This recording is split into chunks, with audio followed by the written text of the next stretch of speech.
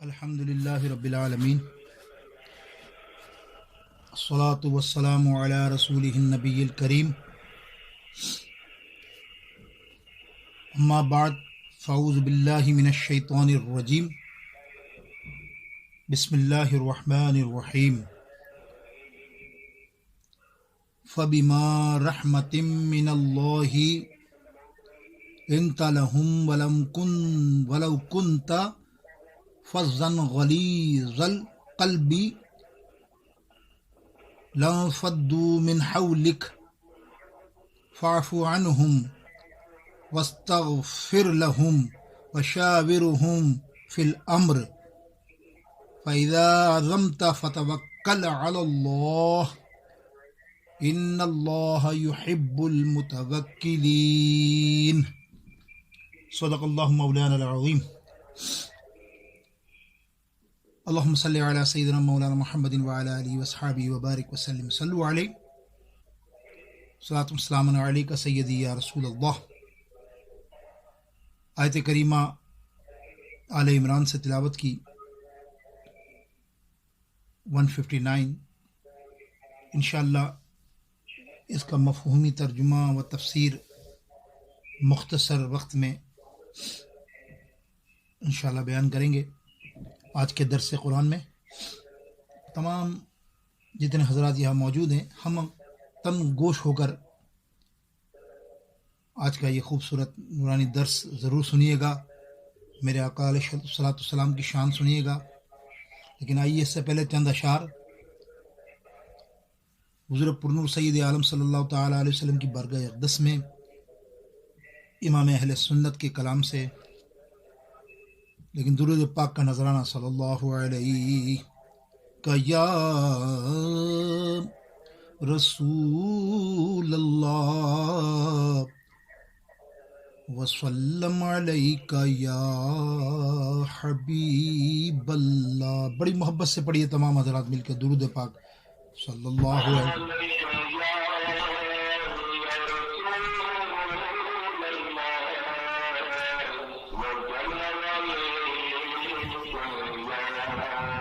حبیب اللہ حرز جان ذکر شفاعت کیجئے، حرز جان ذکر شفاعت کیجئے، نار سے بچنے کی صورت کیجئے، نار سے بچنے کی صورت کیجئے، اور ان کے نقش پا پہ غیرت کیجئے، ان کے نقش پا پہ غیرت کیجئے، آنکھ سے چھپ کر زیارت کیجئے، آنکھ سے چھپ کر زیارت کیجئے، اور ان کے در پر جیسے ہو مٹ جائیے، ان کے در پر جیسے ہو مٹ جائیے، ناتوانوں کچھ تو ہمت کیجئے، ناتوانوں کچھ تو ہمت کیجئے، اور جس کا حسن اللہ کو بھی بھا گیا، جس کا حسن اللہ کو بھی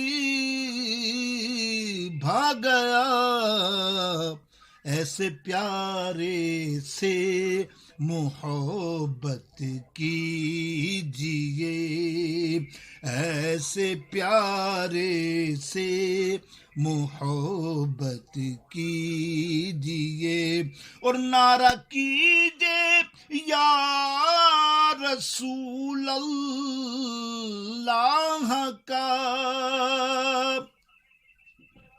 نعرہ کیجیے یا رسول اللہ کا، مفلسوں سامان دولت کیجیے، مفلسوں سامان دولت کیجیے، اور ہم تمہارے ہو کے کس کے پاس جائیں، ہم تمہارے ہو کے کس کے پاس جائیں، صدقہ شہزادوں کا رحمت کیجیے، صدقہ شہزادوں کا رحمت کیجیے، اور در بدر کب تک پھرے خستہ خراب، در بدر کب تک پھرے خستہ خراب، طیبہ میں مدفن عنایت کیجیے، آمین، طیبہ میں مدفن عنایت کیجیے، اور جو نہ بھولا ہم غریبوں کو رضا، یاد اس کی اپنی عادت کیجیے، نار سے بچنے کی صورت کیجیے، صلی اللہ تعالی علیہ وسلم۔ الحمدللہ، آیت کریمہ کے تحت اور اس کا ترجمہ کنز اعمال شریف سے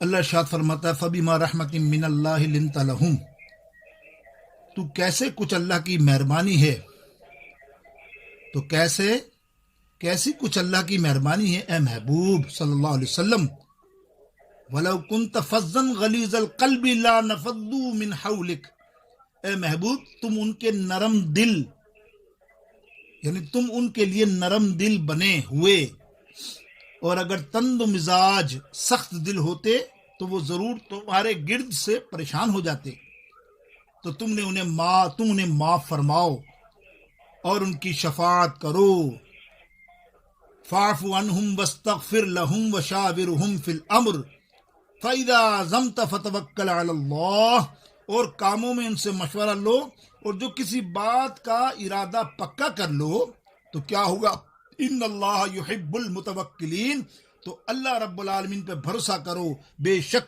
توکل والے اللہ کو پیارے ہیں۔ آئیے اس آیت کریمہ کے تحت جو گفتگو ہے، دراصل وہ بڑی خوب گفتگو ہے، وہ میرے آقا علیہ السلام کے اوصاف کا ذکر ہے، اور میرے آقا علیہ السلام کے اخلاق حمیدہ کا ذکر ہو رہا ہے، خلق عظیم کا ذکر ہو رہا ہے اس آیت کریمہ میں۔ آئیے قرآن پاک کے اس ارشاد پر اللہ تعالیٰ کیا ارشاد فرما رہا ہے، سو اللہ کی عظیم رحمت سے آپ مسلمانوں کے لیے نرم ہو گئے، اور اگر آپ تندخو اور سخت دل ہوتے تو وہ ضرور آپ کے پاس سے بھاگ جاتے، تو آپ ان کو معاف کر دیں اور ان کے لیے استغفار کریں۔ بعض مسلمان جنگ احد میں آقا علیہ السلام کے پاس سے بھاگ گئے تھے، بعد میں وہ آپ کے پاس لوٹ آئے، نبی علیہ السلام نے ان پر کوئی گرفت نہیں کی، نہ سختی کی، بلکہ نہایت نرم اور ملائم طریقے سے ان سے گفتگو فرمائی۔ اللہ تعالیٰ نے بھی ان کو معاف کر دیا۔ ان آیات میں اللہ تعالیٰ نے آقا علیہ السلام کی مسلمانوں پر اس نرمی کا اظہار فرمایا، تعریف فرمائی۔ نبی علیہ السلام کے عفو اور درگزر کے متعلق قرآن پاک میں دیگر جگہوں پر جو ارشاد ہوا،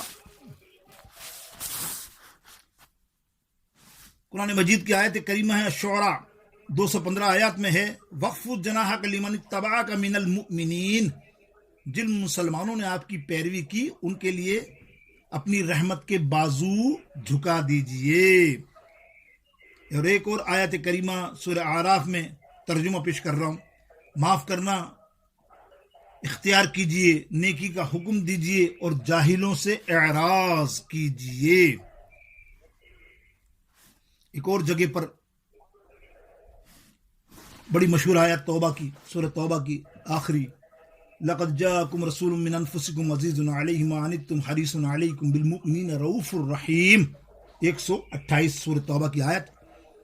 ترجمہ، بے شک تمہارے پاس تم میں سے ایک عظیم رسول آ گئے جن پر تمہارا مشقت میں پڑنا بڑا دشوار ہے، جو تمہارے لیے آسانی، یعنی وہ تمہارے لیے بہت حریص ہے اور ایمان والوں پر بہت شفیق اور مہربان ہیں۔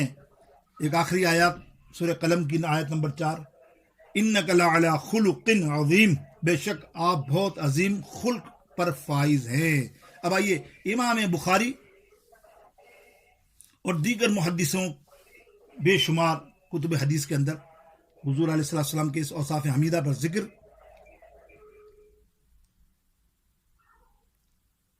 حضرت سراقہ بن مالک کی اس روایت کو سنانے سے پہلے میں چند احادیث جو آپ کے سامنے رکھ رہا ہوں وہ بھی سماعت فرمائیے۔ ان مالک انہ قد بلغہ ان رسول اللہ صلی اللہ تعالی علیہ وسلم قال بعثت لأتمم حسن الاخلاق۔ متشرف امام مالک اور مستدرک کے اندر اور دیگر کتب بے شمار میں موجود حضرت مالک رضی اللہ تعالیٰ عنہ سے روایت ہے کہ سرکار علیہ السلام نے فرمایا مجھے حسن اخلاق کی تتمیم اور تکمیل کے لیے بھیجا گیا ہے۔ ایک اور حدیث پاک صحیح مسلم کتاب الصلاۃ حدیث نمبر 746 اور تفسیر مظہری کے اندر بھی یہ موجود، امام طبری بھی لائے اس حدیث کو۔ انا سعید بن حشام قال آتیت عائشہ ام المؤمنین رضی اللہ تعالی عنہ فقلت اخبرنی ان خلق رسول اللہ صلی اللہ تعالی علیہ وسلم فقالت کان خلقہ القرآن۔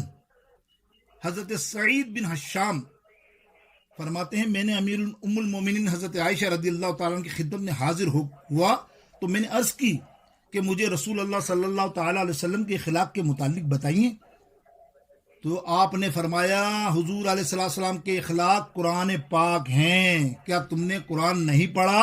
سارا قرآن ہی حضور علیہ السلام کا اخلاق پر مزین ہے۔ میرے دوستوں بزرگوں، یہ چند احادیثیں اور آخری حدیث ایک بھی علامہ حضرت ابن مسعود رضی اللہ تعالیٰ عنہ، عبداللہ بن مسعود رضی اللہ تعالیٰ عنہ راوی ہیں۔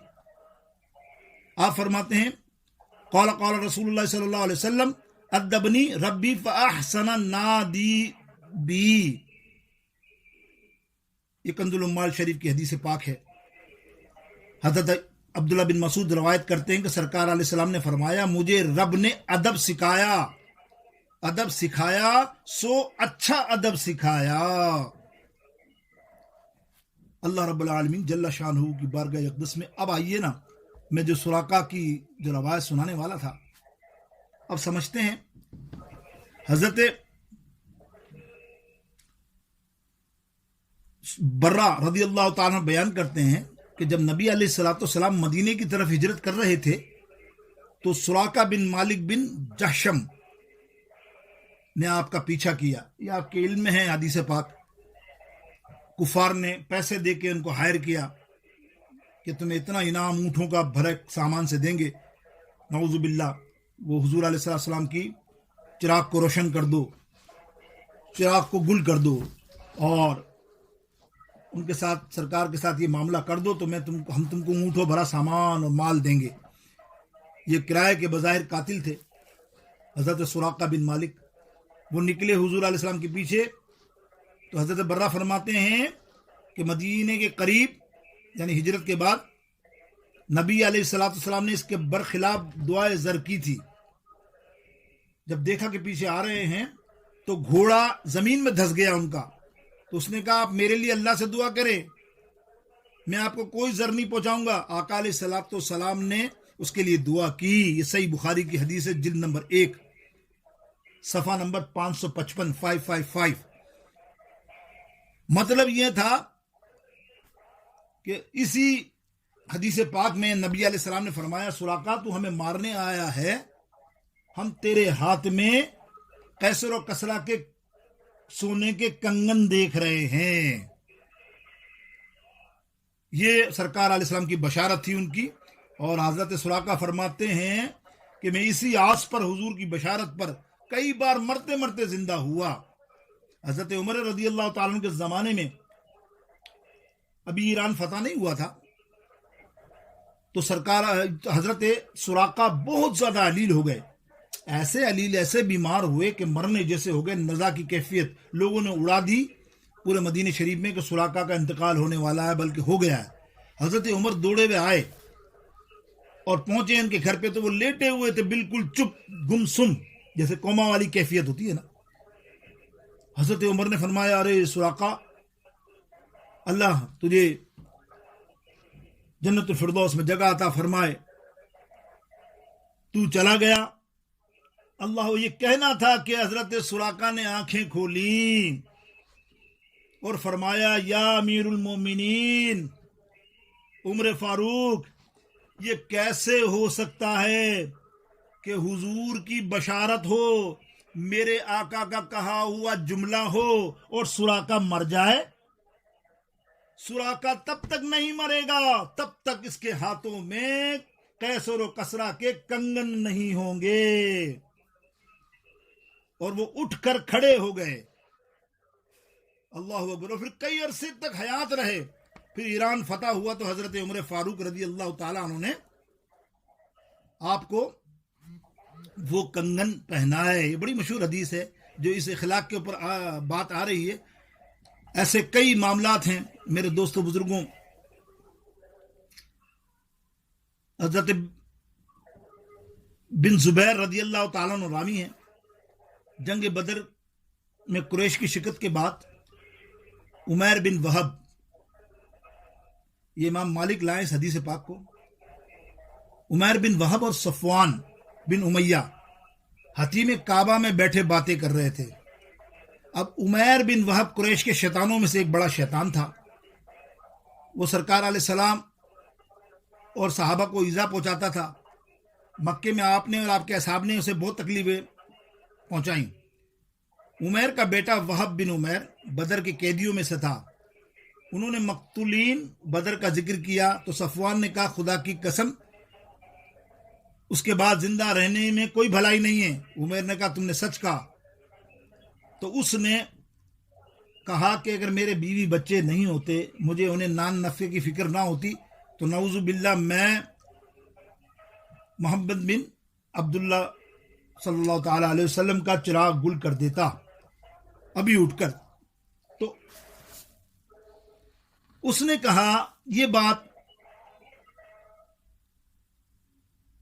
کہ عمیر بن وہب بن عمیر نے کہا کہ چل تو چھوڑ. صفوان نے اس بات کو غنیمت جانا کہ اس نے کہا کہ میں تیرا قرض بھی ادا کر دوں گا, تیرے بال بچوں کے پیسے بھی دوں گا, جب تک تو زندہ رہے گا یا زندہ نہیں بھی ہوگا میں تیرے بچوں کا خرچہ اٹھاؤں گا.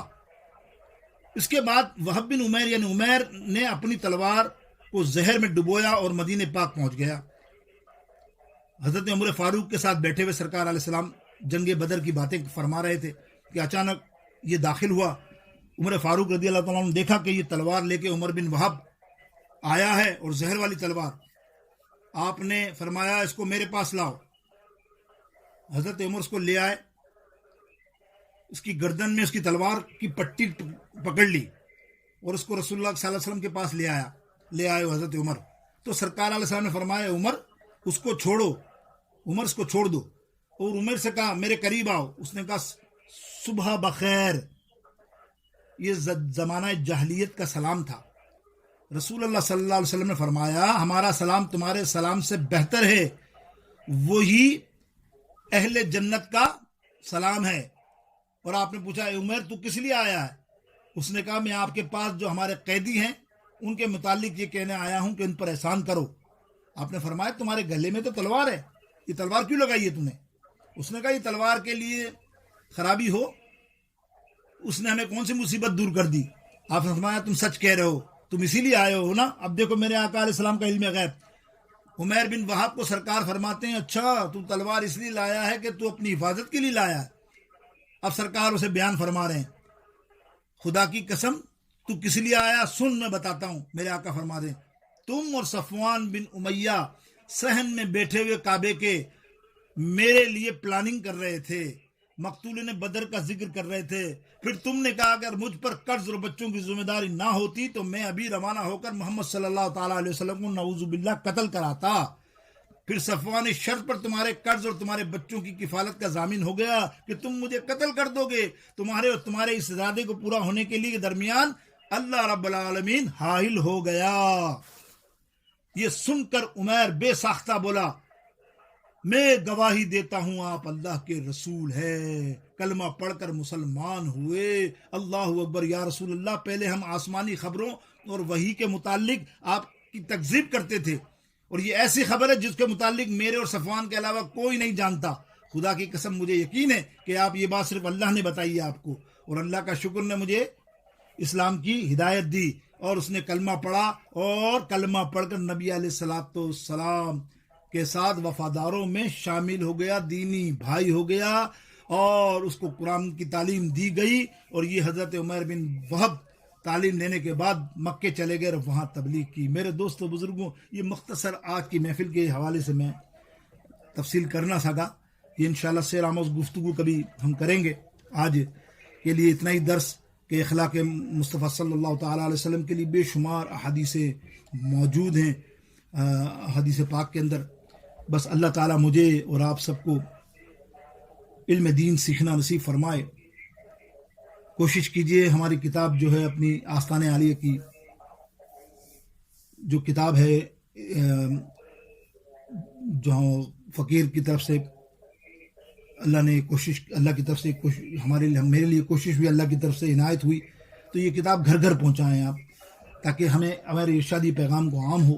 ہر گھر میں وہ کتاب ہو، بچے پڑھیں، دیکھیں اور وہ سمجھیں کہ اللہ اکبر. ارشاد علی بابا کے آستانے کو، ان کے گھرانے کو، اس معاملات کو، حضور ارشاد علی بابا کے تمام سوانے کو پڑھیں.